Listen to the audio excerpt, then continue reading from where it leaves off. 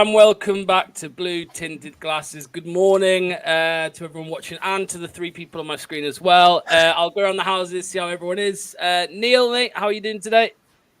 Hey, mate. Yeah, good to have me on. Feeling all right. It's been quite a nice break from football, I can't lie. So, yeah, I've enjoying it. But, yeah, I'm looking forward to the game this time next week. Yeah, next weekend. Yeah, I mean, I'll come to you, Luke, mate. I mean, it's horrible without Leicester City. Obviously, with the international break, it's boring, especially when you're not English. Like you're Australian, I'm Welsh, so we don't really like international football that much, do we? But yeah, how are you doing, mate? Yeah, good. I'm with you. I'm bored. So yeah, I'm hoping to have some football soon. 100%, mate. And Neil, mate, what's going on? How are you? Bored and cold, the worst of both worlds. Yeah, I've literally sing the national anthem, mate. That's the national anthem right there. Literally, yeah. I mean, it makes me sound like a recluse. I've been out the house like twice since I got back from Turkey. I refuse to go out until I have to go back to work. You need to acclimatise, mate. That's what you got to do. Because I remember when I came back from a hot country, I just sat there in a hoodie going, I don't like this anymore. And then when I finally got used to the weather, then I'm like, right, I'm leaving the house more. It's pretty grim, mate. It's pretty grim. Hello to you, LCFC fan. I hope you're doing well. 4 of my favourite people. Thank you so much. Right, so as you can see in the title, today's video is all about Leicester's next 5 matches. I think me and Anil did a video like this 5 games ago, and I think we predicted I'd say we got it pretty accurately. I mean, I don't think... No, we had a win against Everton, of course. We did predict that. But, yeah, if you want to go and check out how me and Anil did do on the last 5, then go back a few weeks. You'll find it. But, yeah, today is all about the next 5 games. So before we actually talk about the games, I wanted to just start on, with the first one, Southampton. So I'll come to you, Neil, mate. I mean, obviously, on paper, the worst team in the league. Worst results in the league, worst manager in the league, maybe, who knows? But yeah, what are your thoughts going into this one? We'll by the way, guys, we'll keep each one brief because obviously we will have match previews coming up in the future. So yeah, just what your thoughts are for Southampton. I think this is going to be the biggest test in terms of how far have we moved on from last season, and this is going to be the biggest like-for-like comparison. Last time we went there and battered them. We actually play a different style. Again, not going to keep it too much, but for me, we're going to see how far we've moved in 12 months. And for me, it's going to be really interesting. Still think we'd get a win. However, yeah, I'm really interested to see what we do because there's obviously a lot of people see, well, we've got our first win, so we might as well not change the team, etc. So, yeah, I'm really looking forward to this game just to see how far or how much we've gone up or down different since the last time we played them. Yeah, I mean, Luke, mate, obviously, as you can see, Southampton away. I've seen some people say that they take a draw away at Southampton. Personally, again, I think it has to be a win just because, like I said, on paper, they're the worst team and everyone keeps talking about this mini league around us. But yeah, would you take a draw away at St. Mary's or are you like, no, like it has to be a win? No, it has to be a win, particularly if had the last 2 games when, going by what Neil said, it's the biggest test. And, this will really, really sort out the Enzo hangover. Like, can we do it? Like, are we going to be chasing shadows? Are we going to let them play the possession game and get battered and look stupid? Or are we going to smash them in the 50-50s and hurt them in transition? So let's wait and see. Yeah. And Neil, I want to ask you something in particular, just because you're the tactical genius on the panel. How do you think we're gonna, do against a real heavy possession side like Southampton? Because it was interesting last year. I wasn't sure how those games would go, and I mean we absolutely thumped them twice. So, how do you see this one going? Do you think we might struggle? Do you think we're just going to let them have the ball for 90 minutes and just try and hit them on the counter, or what are you thinking? Well, we probably will do that, but the thing is that is the way to play against them, and it will probably work. So the thing is that Southampton, I mean, you say heavy possession, but Arsenal had 75% of the possession against us. So it's not like we haven't played a team that's had it. The difference is, though, against Arsenal, we couldn't get out. Their press was so effective, they'd win it back. And they had quality players, so it was relentless. The reason why Southampton are struggling, and a bit like how Burnley was struggling last season as well, is if you play that style and you don't have good enough players to do it, then what's going to happen is that when the other team is going to get out, and they're going to get out on the 4 versus 3, and they're going to put the ball in the back of the net. And that's why Enzo made absolute toast of him all last season. I think what will be interesting to see, though, is like, if you think about the last time we played Southampton away, that was quite early on in the season, was like the first one of like the headline games, right? Like, who of the 3 teams that got relegated is serious about going up? And I think we scored after 30 seconds. But it wasn't just that. It's just like our press was relentless from minute 1. So it'll be interesting to see if we go that way or not.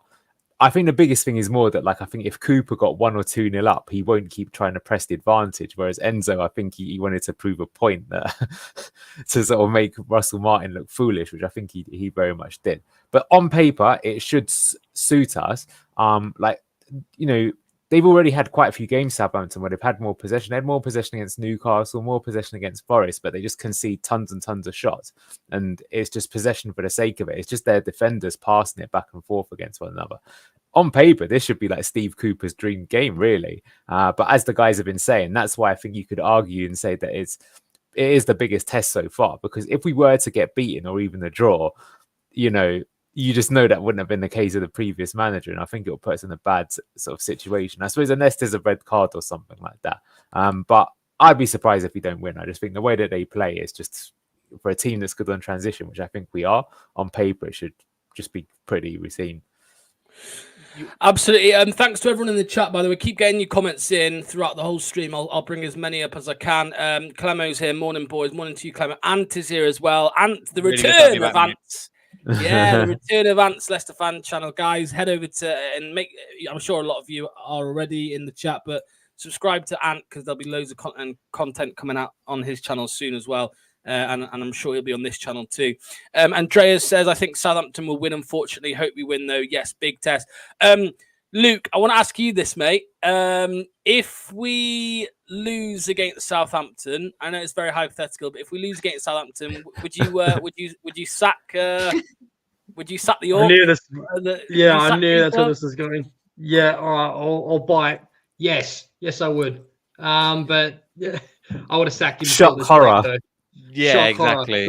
No, honestly, like Neil said, it is a game that suits him as well. Like, he is a watered down Brendan Rodgers. Like, that suicidal high line could possibly come undone with a get it forward ball over the top. So there, the get it forward merchants are going to be having a time at the King Power.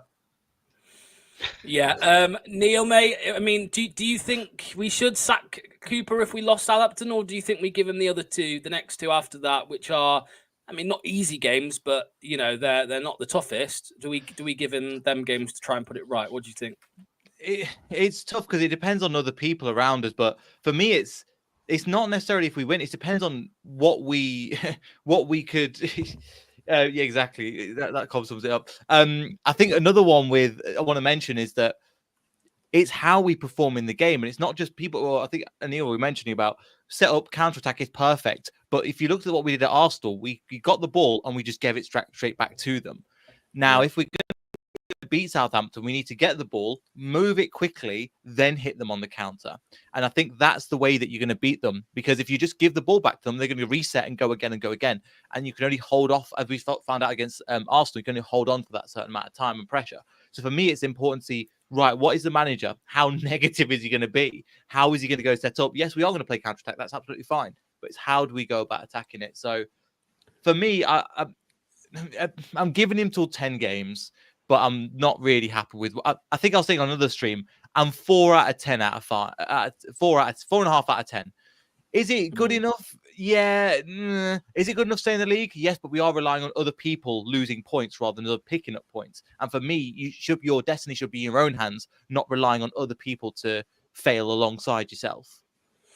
I mean, I personally think I agree with what you said about we're relying on other teams to keep us out of that bottom 3. I also think we're relying very heavily on Mads Hermansen as well. I think if Danny Ward was in there instead of him, we probably would be in the bottom 3. Did you see Danny Ward's little cameo for Wales the other night? Did you see what he did? No? Yeah? Just... I think he was beaten. He got megged at the near post, basically, conceded a goal. Yeah, like literally about 5 yards out, someone megged him and it went in the back of the net. Craziness. Right, let's move on to Forest. Steve Cooper's ex or former team. The Forest fans absolutely love him for the championship year and for building fortress at the City ground. Some of the Forest fans don't understand why we don't like him, which is interesting. But he is up against his former side. I'll just start this off. I think we're going to lose. I don't think we're going to beat Forest. I think Steve Cooper will lose this one. And I'm sure the Forest fans will be in there bantering us. But yeah, what are you thinking for this one, Anil, mate? Leicester versus Forest? Because for me, they've actually had quite a good start. And every time a Forest fan comes into the chat, sometimes I know Wolfie is anti-Cooper, and there's another one that's anti-Cooper, but we do get a few Forest fans in this chat, and they say, "Oh no, Steve Cooper did great. You know, he kept us in the league, and then he was sacked. He didn't have a chance to keep us up the second time." And I look what happens when you get an actual good manager in. Look where you are now. You know, I don't think you should be praising Cooper. You should be backing your new man. So, yeah, what are you thinking for the Forest one, Anil? I actually think this is going to be the first 0-0 of the season. I think Forest are the better team, but I think if you look at a lot of their games, they're better in the games where they're the underdog when they necessarily have to go for it. And I think the fact that we'll play them at their own game, it'll be basically stoppable force versus movable object, if that makes sense. And I can see it being sort of low on quality and chances as both teams sort of like, it's like two boxers being knackered in the 12th round and they're just leaning on one another rather than duffing one another up. Could be wrong, but yeah, I think it, you know, I would tend more to them winning than us winning, but I actually think it'll be a 0-0. We'll get a point and we'll move on for it. And I think we would take it. Maybe even they would take it. I don't know. And we'll get it. And I'm just saying that because based on them, I think Forest definitely look way improved this season. But as I say, I don't necessarily think they are great against a team that will be happy to sort of just like fight the battles and play pretty defensively. Like, I don't know how many teams would go to Forest thinking a draw is a good result. And ironically, I think Cooper would think that is a good result. So he'll set up that way. And I think he might get it as a result. That's how I see it going. Luke, how's Cooper going to do against his old side, mate? Nothing's really going to change. I would just hope that he would have the balls to just tell one of the centre backs, phase someone before they run out that tunnel. Listen, brother, like you're going to have to get stuck in and absolutely pump someone. I want to see a yellow card in the first 10 minutes. I want to see someone get absolutely smashed. But no, I don't think that will happen. I'm just calling it now. Ricardo Pereira is going to get started in that game. Just saying. Why? Ask me the week of the game. Okay. Ooh, okay. That's interesting. Wishful thinking. I'm not sure you should hold that much hope, Luke. Especially with Cooper. But yeah, anyway. Neil, mate, after that cryptic response there from Luke, please follow up with how you think Nottingham will the Forest will go, sorry. I think kind of what Anil said, but I think there might be a moment of individual brilliance. You know, like Buonanotte against Ricardo. yeah. Luke's going there. Yeah, Vestergaard hat trick. If we're going down this, no. Yeah, it is Aussie senses, isn't it? So I think there's a moment of individual brilliance from Buonanotte, from Vardy, from Avadidi, or somebody that can get us a win in the game. But I agree with that, Anil, not to take to. I think it will be a pretty boring game. I think that, you know, when we played them under Brendan Rodgers and we were both crap. Not the time that they smashed us in the cup, though. Sorry, I think I'm interrupting Anil a little bit. I think my connection's lagging. Sorry, mate. No. You're okay. Right. Carry on. Sorry, something else. But yeah, so for the 1-0, I think it'll be a 1-0. And, you know, we played them at their ground the year we went down. And it was the worst game I remember. Just this awful football. But Brendan Johnson turned it up 2-0 to them. But it was just a pretty not even lukewarm. It was just boring to watch game. I think it might be a similar game to that. It was a championship match in a Premier League. I'm pretty sure that's what even both sets of fans said. It was one of those. It was the game where Ward saved a penalty, I believe, from Ward Prowse in that game. I'm pretty sure, if you remember. It was like the one time he did say decent. Yeah, I'm sure it was. Ward Prowse was at West Ham, though, wasn't he? Or Southampton in that season, wasn't he? Yeah, he wasn't at Forest yet. Yeah, because he's only been on Forest this season, I think, Ward Prowse. No. Your Aussie sentences aren't working now, mate. They've all run out. No. Yeah, right. So let's move on to the next one, which is Ipswich Town. So there we go. So to finish off the easier set of fixtures, Luke, I'll come to you first on this one. What are you thinking for this one? Because again, Neil's gone. Hey ho. Yeah, for Ipswich, mate. That will be. Will that be all three? Yeah, that'll be both relegation. Both promoted teams that we play. So yeah, what are you thinking for Ipswich, mate? Away at Portman Road, which isn't an easy place to go, of course. But... Was that to me? Yeah, to you, mate. Sorry. Yeah, I don't know about this one. Like, I feel like I think it's going to click for them as the season progresses. I reckon they stay up, to be honest with you, Ipswich. They've lost, but they've not been by all means, poor. I think that game I would take, and this is going to sound bad. I don't normally want to say I'd take a point, but in that game I would, to be honest with you. Okay, fair enough. Neil, Calvin Phillips, Jack Clark, Sammy Smodics. I mean, it sounds very Championship to me, if I'm honest, but sorry to any Ipswich fans if you are watching, but yeah, what have you made to Ipswich so far, and do you think we have a good chance of beating them? I think Luke's right. They've given it a good go. But you look at the likes of, and they have got draws. That's one thing to give them. They have put some points on the table, if it's not all of it. They might click. It just, for me, it's, as you mentioned, it's the champions. They've got almost a world-class championship team of the best of the championship. But outside of that, the Premier League is such a big step up.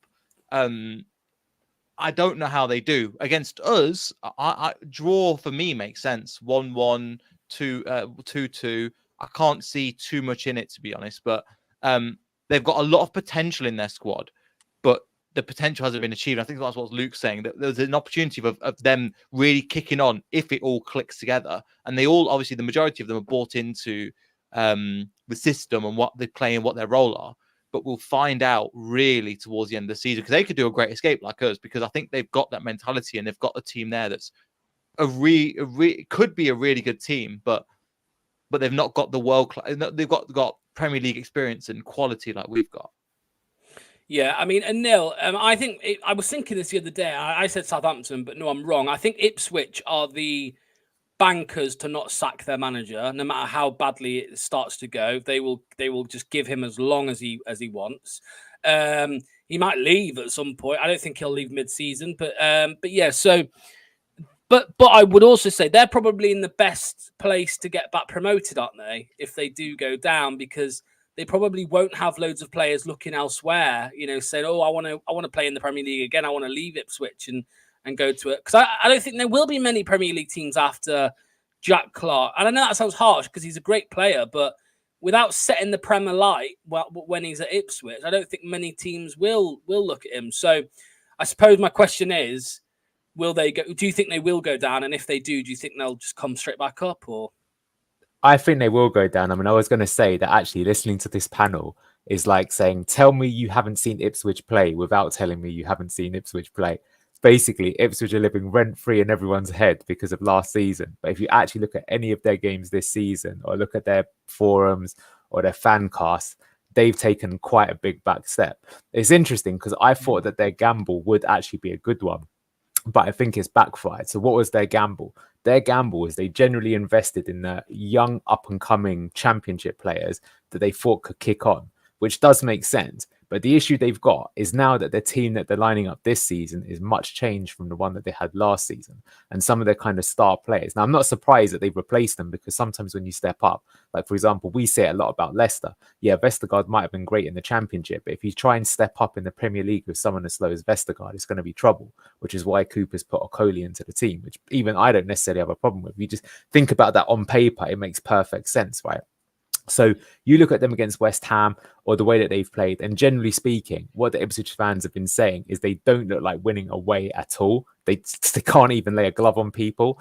They look naive, that, they're getting caught out passing from the back. Last season, you got to remember as well, they were getting away with things so often because even if they made like a blunder, they would use their momentum and they'd get like a victory later on. But in the Premier League, it's like they make a mistake, they go behind, then they go behind again, and then they just can't get back into the match. And they're just having pressure after pressure. And I actually think, I hate to say this, but our strategy was Well, actually, it's interesting that someone just brought Amari Hutchinson up, but that's incorrect as well. Because if you listen to the Ipswich Town forums and things like that, he's been a big disappointment. They've shifted him into the number 10 position off the right wing, and he's not doing particularly good there. And they're trying to gel it. The one thing they've got is, yes, Liam Delap is scoring goals. But if you look at their XG, he's basically Jesusing these goals out from absolutely nowhere. It's last season. Look, I just want to say Kieran McKenna's a great coach and they absolutely are going to stick with him. But like I say, their strategy was to buy the top championship players and hope that he could gel them in the Premier League, and it hasn't worked. Whereas, for example, our strategy is, I hate to say it, but buying a few people that were a bit older and a bit more experienced, e.g. Jordan Ayew, but some of those players, because they know how the Premier League works, they can get involved straight away. Look again with our team, how you've got Buonanotte can slip into the team immediately and can make an effect. Whereas Bilal El Khanous might in the long run be the better player, but you saw him coming into the game and he looked absolutely lost. And what I'm saying to you is, imagine that you've got 5 people that look as lost as Bilal El Khanous did when he started for us, right? And that is what the current Ipswich team looks like. Now, they still got a top manager. They could still fix it. They could still tweak it. They're definitely a team that could beat us. But I'm saying, if you actually look at them, how they play, you'll be thinking, wow, this does not look like the team that I remember from last season that was doing all that liquid football and like relentlessly and things like that. They look quite disjointed. And I think it's because they're struggling to get some of these newer players into the team that aren't quite working out. So with all that said, what do I think the result is? I still might go for a draw though, even though I've just said all that. So that just like makes me feel a bit lame. But it's just more because I think basically, I don't know how they're going to come, but if that's next 3 games, the way that Cooper is, I think we'll probably get 5 points out of those 9 games, which actually means we'll go undefeated. I don't know in what order they'll go, but I guess I'm thinking win, draw is probably what I'm thinking. But maybe it might go another way. Like, I don't know. We do draw against Southampton, but beat Ipswich or something like that. But can Ipswich get out of it? They can get out of it, but I think their manager's got to think of something very quickly. Because if you guys go back and look at the West Ham game, but it's not just that. They've been very, very lucky. Even against, like, say, Fulham, yeah, they got a point, but they didn't deserve it. All their games, their best game of the season was the one against Liverpool, actually, at the start of the season, where they did put up quite a good fight for what is a good team. But at the end of the day, they still got 0 points out of it. So yeah, I think it's like a combination of their League One players that are still with them, caught up with them. The new ones haven't really streamed in, and they're just over reliant on one signing they have made, and Delap, who has, to be fair, been absolutely electric for them. Yeah, I mean, Luke, mate, you've brought up Ipswich's last few fixtures there. What did you want to say about this, mate? You're on mute, mate. Sorry. Sorry, guys. I didn't want to hear me typing away. I don't think this looks as bad as Anil would suggest. Do know what you're saying, but they're playing. I feel like they're progressing upon something. Whereas they've gone 4 games. I know they've drawn, but they've gone 4 games without losing. Essentially, like, it's a lot better than we could say about us. Like them at home as well. That's a game where I would be a lot more nervous than I would be any other team in that bottom, mini league around us. To be honest with you, that's how I feel about it. I don't know about you guys. Neil? What was the question? What was the question, Luke? Ask Anil. What? What's going on? How do you think they would do? That's the question. Draw. Yeah. There you go. So I think everyone's saying the draw. Yeah, I mean, considering they were in League One not that long ago, I think they're doing very well in their opening games. Lots of fight, and that was always going to be the case, right? They were always going to have lots of fight. It's kind of the the personality trait that the promoted teams usually come up with. Again, that's what they have over the. Interestingly, though, they say that although that is true, they can tell that they are starting to lose a bit of that fight already. Because basically, the thing that they got last season was that momentum from these amazing comeback wins and being able to step on the pressure. But as I say, it's like they're going into games and, you can just sort of tell after 10 minutes, like, oh, it's not working here, is it, lads? And they're feeling it. And that can happen to anyone. Like, when you go on that bad run. And it's true, but I mean, they did actually lose their last game and they lost it quite heavily. So, like I say, but they could take back. But just, they drew against Southampton and it took an equaliser in the 95th minute to get that, by the way. So if we're saying that Southampton's going to be a fairly routine one, well, Southampton were by far the better team in that match and Ipswich were lucky to get the point. So that, again, I want to give you context as to how they're playing at the moment. Coming up after that is on the 9th of November, away again is Manchester United. Now, this will be an interesting one. Manchester United obviously having their worst start in a long time, I think it is. I don't know if you guys saw that graphic on Sky Sports where it showed Man United's 5 worst season or 3 worst seasons, and Ten Hag was on it twice, which was interesting. Neil, because I know you've got to go soon. Do you think they'll just turn it around? You know, do you think we might catch them at a bad time and they might, you know, suddenly start firing and they might give us a bit of a defeat, or do you think that we have a good chance against? What are they? Are they 2 points ahead of us, or like two positions ahead? Yeah, I think we're on 6 points and they're on 8 points at the moment, and they've been again shocking for a lot of this season. The question is, in my opinion, is he going to survive until the Man United game? Until the game against Leicester, because I think that's the real question. I'd say we'd get a draw or potentially. I think we get a draw, a 0-0 draw against them. But if he's gone, I think they'd be re-energized. They'd have that new manager bounce or the Ten Hag leaving bounce, and they'd probably beat us. So for me, it depends. Depends on what manager they have, because I think that again. Have you seen the 20? I don't know how to say the name. The goal, 20, yeah. the singular run was unbelievable. Shocking for that goal. It's like me playing FIFA. Like that's the level. It's awful. It was so bad. But again, it looks like he's lost the players really. But it's just like how long do they want to hold on for him? But if that was the case, why'd they give him a new year extension of the contract? Yeah. I mean, Luke, obviously you've got the fixtures up here, mate. There's a couple couple of results in there which you'd expect. I mean, obviously they battered Barnsley in the cup. They did a decent job against Southampton, who were down to 10 men, but there's been some really underwhelming performances and results from them again. It's kind of what we expect from Manchester United, I think, these days. It's just inconsistency, but.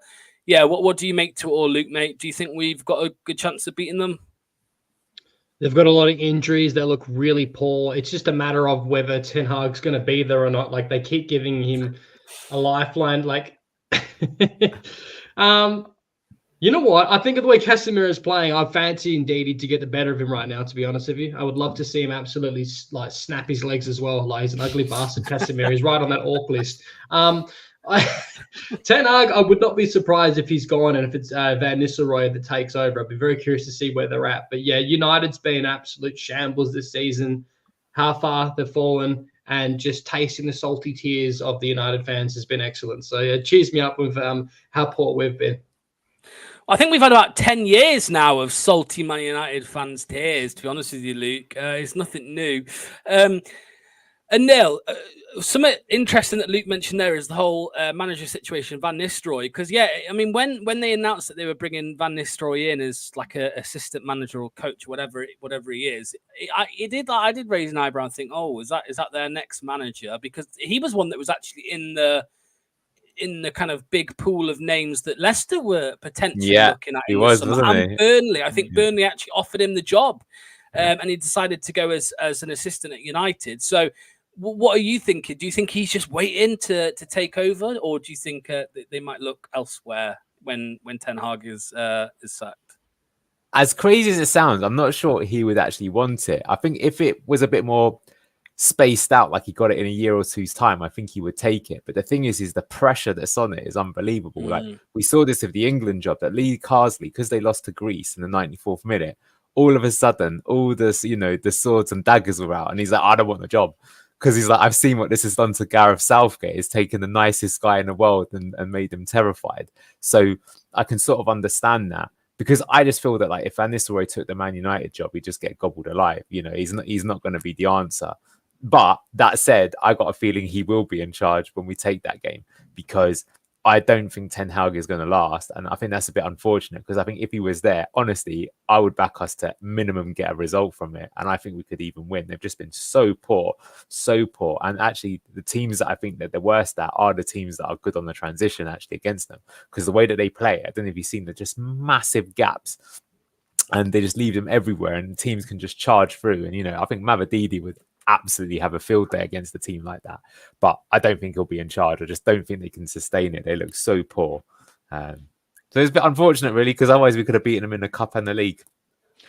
Yeah, Neil, mate. I know you've got to jump, mate. So, before you go? What's coming up on Beyond the 90 anytime soon, mate? So people know. We're going to get a preview. Hopefully, we're going to get a Southampton opposition fan. That'd be quite nice to get his thoughts. But yeah, so thanks for having me on again. I would like to go.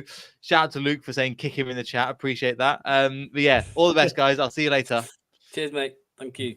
See you later. See you in a bit, Neil. Enzo's gonna beat us, unfortunately, for the last game. Yeah, well, I'm looking forward to getting onto that with Luke and Anil in a second. Let me just quickly. Yeah, that's fine. Okay, so just a couple of comments I want to get up before we move on to the last fixture. Arthur, who is a member of the channel, hey everyone, Locks, we will we'll have to do a rival check-in with the Forest fan you talked about, Cooper, with. Love the guy, would really want to see another video with him. Absolutely. Wolfie from Forest Fan TV will be back on the channel very, very, very shortly. Probably, well, next weekend or something like that. We'll do a rival check-in with him. We'll do an opposition preview. We'll see what he has to say. He'll probably bring out his what's it called? Crystal ball. Is that what you call it? A crystal ball? And he'll tell us everything that's going to happen in the game because he's got a lot spot on so far. So we'll see. When he does give his predictions, you might want to put a bet on it. Right, let's move on to the last one. I'm going to start with a nil because I want to end on Luke on the last fixture. So a nil, Leicester City versus Chelsea at home at the King Power on the 23rd of November. Enzo Maresca returns. Kiernan Dewsbury Hall returns. I think in pre-season when the fixtures were announced, the club did a little promo where they went round and asked, or they Instagram messaged Leicester players saying, "What fixture are you looking forward to the most?" And there were a couple that said this Chelsea home game, obviously because of Enzo and well, I don't think it was Dewsbury Hall at the time, but it was Enzo. So. Are you anxious for this one? Because I am. And the reason I'm anxious is because I actually think we could get absolutely spanked and it would be embarrassing.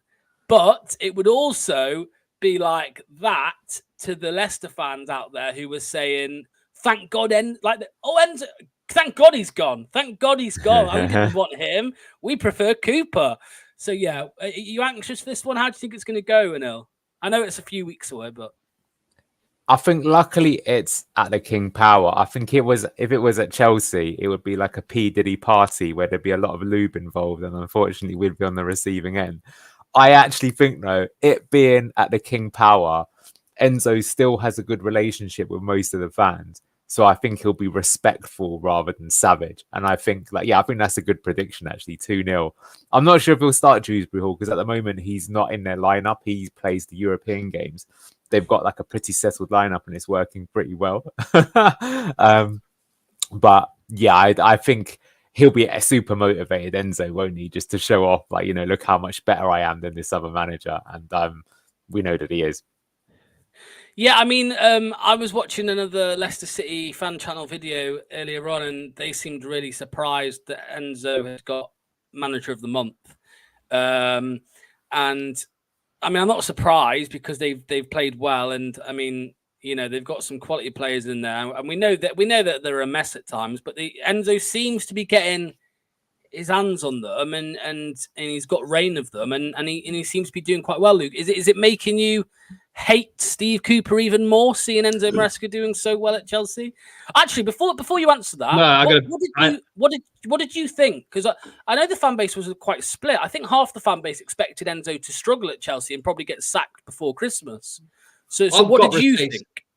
I've got receipts. You can go back to my videos. I said for ages, he's going to make an instant impact. He's going to get a tune out of that team. He's made his bomb squad. He always sticks to his identity. Players wanted to come to us in the first place because of the Enzo ball. So he obviously strikes a chord of the lads, particularly when he says, stand here, play to this system, sexy as Anil likes to say, modern cutting edge football. Now look what he's done. He's look how many goals they've scored. Look how good they've done already. People turned their nose up at me and laughed at me and said, "Oh, yeah, we'll see."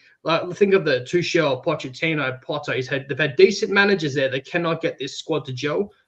He has, because of his charisma, his structure, how he trains people, and his charisma. Now look what I reckon next season they're going to be top 2 easy. And people laughed at me when I said that. Well, fuck off. And the people that don't want him to be here are boomers. I'm sorry to say it, but think of the absolute downgrade we've gone, freezing out all these players, and look where we're at now. And you ask me, am I mad at Cooper? Does it make me upset? No, it makes me mad at the board that they didn't replace him properly and put an orc in charge that can eat apple for a fucking tennis racket. End rant. Oh, it had to come, didn't it? It had to come. But bring up Scarlett's comment though. That's an interesting one, right? So yeah, he's saying Chelsea's got world-class players, whereas we would have been found out. And you know what? The honest answer is we don't know. We don't know how it is. I think because we're seeing already that with our squad, I think our squad is a lot better than people give it credit for. So I think under Enzo we would do all right, in my opinion. I'm not saying we'd have finished in Europe or anything like that, but I actually think based on what I've seen in the game so far and the squad we've currently got, if Enzo was in charge, we'd finish 12th to 14th, something like that. I think, we'd get a few smashings across the season, like I probably will do this season even, but I think other games would look pretty comfortable. And I think the thing is you'd see like an exciting one. So at Fair Play, we should bring up some of his comments, but like Manny was on obviously Fox's Den earlier this week, and he was saying, and I totally agree with his saying, it was like, it was such a good appointment because basically he's one of the few managers, there's only really 4 or 5 in Europe that are playing the most modern football that you can, right? And so those managers are Guardiola, Arteta, Maresca, Company, right? And what clubs are they at? Bayern Munich, Man City, Arsenal, and now Chelsea. So Fair Play, you could say, but would it work at Leicester? Because Company tried it at Burnley and it didn't work, and it is kind of working at Bayern Munich. But I think our squad is quite a lot better than Burnley's when they come up. They lost some of their key players. They didn't really replace them, whereas we've got a lot of decent Premier League players. So, we'll see. But it's just a shame that we didn't kind of continue that. Like, I think, losing Enzo was always inevitable, in my opinion, because you want a manager, actually, as bizarre as it sounds, you want a manager that's going to leave because he's good, right? Because that means that he must have done good for you. But what you need to do is have that continuity. And I just think it's so stupid that, we could have found other managers that, just ask them in the interview, do you play an inverted fullback? What's your opinion on that? But I just think our director of football, they just don't understand even what that concept is, which is a bit sad because they could have found someone else to do that. And then we could have continued more or less the same system. The players wouldn't have got the hump and it would have been building towards something. Anyway, rant over. Here's the next one, though, for you. Here's my other question, because people say, Enzo left or he was forced out by the board because they apparently lied to him about PSR, which is what we've heard. We don't know if it's 100% true, but we can guess it is. And also the fact that I think Enzo wanted like a bit of a restructure, didn't he, at board level or at least director of football level. I think anyone with half a brain who joins the football club knows that John Rodkin's an absolute tool. But my question would be, do you not think Enzo would leave anyway at the first chance where a big club comes calling? Because for me, managers like that, they do want to be at the biggest clubs, the best clubs with the most players and the most money. So, do you think I agree with you, anyway? I agree with you, Lux. I don't think that's just like, and I think that's one of the reasons why he's desperate to go as well, because he knows that I don't really want to spend 3 to 4 years wasting my time, no offense, at Leicester, when I could be at a team of these top players right now and I can really show the world, look, it's probably turned out exactly how he wanted to. That already, he's won the Chelsea fans over. I keep seeing all these videos saying, are Chelsea actually good? And it's like, unfortunately they are, and they're only going to get better. So of course he would have won that. He's an ambitious guy to do that. And you're not really going to get anywhere near that quality at a team like Leicester, right? So of course he would have done. But, you can still put contracts and clauses in to do that. And, he had the 10 million buyout. So I suppose that's a bit unlucky that a team is willing to pay it so early. But it just means on the next one, you can negotiate it up or whatever like that. And at the end of the day, he still got us promoted, right? So again, like I was saying, you still want to have that next best thing manager that hopefully, improves the club, takes you forward. Luke, will Chelsea win a Premier League with Enzo Maresca? Yes, I think so. If not next season, the season afterwards, I genuinely think that. I don't begrudge him for the only thing I don't like about how he left so fast is that He never ever said anything or thanked the fans who really left. He just took off straight away. You can understand why. And I do think he would have left anyway, boomers. even if he did. Yeah, The pretty boomers. much, mate. Do you know what I Now, mean? Luke So- is right, though. He could have dropped a message, though, said, I just Yeah. want to thank the fans. I had a great time with you. This was a great opportunity. So I couldn't, but, you know, there wasn't a message like that. That is a little bit cynical, isn't it? Whereas look at Keane and Dewsbury Hall. You know, he's basically said, I'm leaving, won't really want to leave. I'll always have Leicester in my heart, yada, yada. That's, you know, and even if he was kind of faking a little bit, because there were still some fans like that, those scenes at the Preston game and the people that went there will always say that that's like one of their best memories from the last couple of years with the team, like celebrating with the fans. So, you know, there you go. And yeah, I mean, again, the rumor is, well, there's been two different rumors with Potter. One of them was that we couldn't get around the Chelsea contract issue, and the other one, which is I think more believable, is that he wanted a restructure as well. He didn't want Rudkin there, which again, I think Rudkin will stay there. I think he will, because I think Top's a coward. So I think Rudkin will remain in charge, if I'm honest. Luke, I see your message. Right, his wife started unfollowing everyone on Twitter. Yeah, that was rude. Do you remember that? Enzo's wife. He started Really, I didn't know that. That's hilarious. She started blocking people, like blocking Leicester fans when he left. Yeah, 100%, 100%. Chester, you've joined us at the wrong time, mate. We're going to be wrapping up in a second, so make sure you rewind it to the start and have a watch. Right, my last question then. We've spoken all about the fixtures and about the teams that we're up against. At the end of this, where do you want to be in the table? Not points wise, but just in the table, position wise. Do you want us to just be where we are now, just 15th, just maintain that, or do you think we should try and rise, or would you take 17th? I'll start with you, Anil, mate. What are you hoping for? Well, I've calculated in my head, and like I said, I think from those 5 games, I actually think we'll probably get 5 points. So that will put us on 11 points after 11 games. That'll probably keep us where we are, probably 15, 16, something like that. I would probably accept that, to be honest with you. I think in terms of your rise and fall, I think we might rise in the next couple of games, but then drop when we have those harder fixtures towards the end. So it'll average itself out. As long as we can maintain the at minimum 1 point a game average, even though we're not his biggest fan, that's what the manager's got to do. If we avoid any more points restrictions, if we get 38 points, I think that keeps us up. So that's what I'm expecting. Luke, after those 5 games, mate, Southampton, Forest, Ipswich, United and Chelsea, where do you want to be in the league? I would like to be, just because of the run of games that we've got, and we think that the winnable fixtures on paper, I would like to have a tiny bit of credit in the bank, you know, more than 4 points clear of the relegation zone. 2 games, you know, would be better in my opinion, just to have a little bit of leeway should when we have a hard run of games against, you know, the top 6 and teams around that in that big Super League, you would call it as you wish. I would like to have some credit at the bank. You don't want to be ever hovering just right above relegation zone, because then you're in the same boat as what Neil was saying earlier, where you're depending on results around you, which is not a good position to be in. You want to have destiny in the palm of your hands. Surely we secure Europe with this squad, LCFC fans. So, not with this manager, sadly. But can you imagine though, if just somehow we just went on a winning run and we finished in 8th, 9th place, Luke? How would we react? Or what would we do? We'd have to do like a 2-hour stream apologizing for all our slander, wouldn't we? Oh, I would apologize. I would send him like a mean referral, and I would start a GoFundMe, not that he really needs it, his money for his teeth. And then I would take down my channel, and then I would go into hiding. Oh dear. I wish I never asked. Right. Thanks to everyone who's watched. Neil, mate, for Fox 6 TV, what's coming up over the next 7 days or so, mate? I'll definitely do a preview, but I did mention that I'm working on something with like what is Steve Cooper's overall system. I'm trying to look at everything, like, you know, in possession, out of possession, set pieces, transitions, all those sort of things. But taking a bit longer than I thought it would, I'm not going to lie. So maybe that will come out this week. You having to get a photo of a pizza slice, mate. Do you remember that? Yeah, that's the main difficulty in doing it. Yeah, how'd you get that into a video? Put your answers in the comments and let me know. Absolutely. Luke, mate, Leicester City Down Under, what's coming up? I'm coming out of a preview as well, and I feel sorry for Anil. If he wants to send himself crazy, that's a good way to get started, brother. You're going to be on that video, I think, for the rest of your life or until he gets sacked. Hopefully not long. Hopefully not long.